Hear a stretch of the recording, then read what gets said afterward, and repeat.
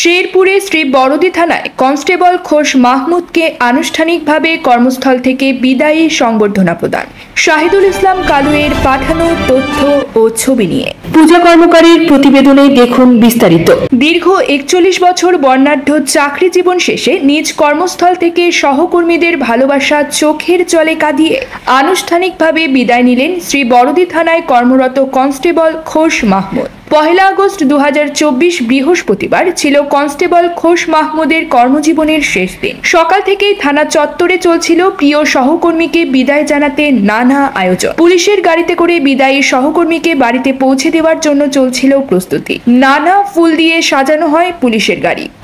প্রিয় সহকর্মীকে বিদায় জানাতে থানার সকল পুলিশ সদস্য পোশাক পরে উপস্থিত ছিলেন থানা চত্বরে। বৃহস্পতিবার দুপুরে শ্রী বড়দি থানা প্রাঙ্গণে পুলিশ পরিদর্শক তদন্ত আব্দুল লতিফ মিয়ার সভাপতিত্বে অনুষ্ঠিত হয় এক বিদায় সংবর্ধনা। এতে প্রধান অতিথি হিসেবে উপস্থিত ছিলেন শ্রী বড়দি থানার অফিসার ইনচার্জ ওসি কায়ুম খান সিদ্দিকী, আর উপস্থিত ছিলেন শ্রী বড়দি থানা তদন্ত অফিসার আব্দুল লতিফ। সংবর্ধিত অতিথি হিসেবে উপস্থিত ছিলেন বিদায়ী কনস্টেবল মোহাম্মদ খোশ মাহমুদ।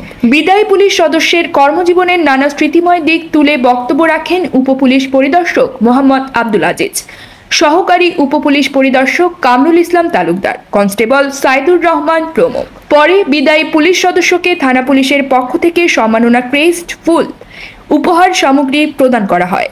বিদায় বেলায় তাকে প্রিয় সহকর্মীরা ফুল সজ্জিত পুলিশের গাড়ি বহর দিয়ে শ্রী বড়দি পৌর শহরের তাঁতিহাটি মহল্লার নিজ বাড়িতে সম্মানিতভাবে পৌঁছে দেওয়া হয়।